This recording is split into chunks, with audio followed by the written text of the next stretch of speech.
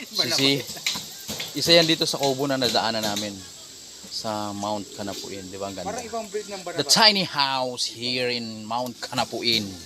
You see? At kumukuha kami ng banaba. Ang banaba po is a herbal medicine. So ginagamit po to sa Ibang UTI breed ng banaba to. at sa mga panlinis ng kidney. Okay? Proven na namin to sa Mga UTI.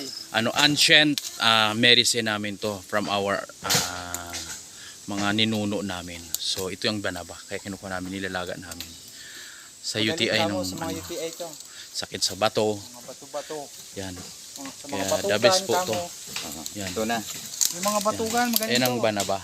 So, it is a tiny house, okay? You see the tiny house here in the Yeah. um, Alright. Mount Kanapuin. Okay.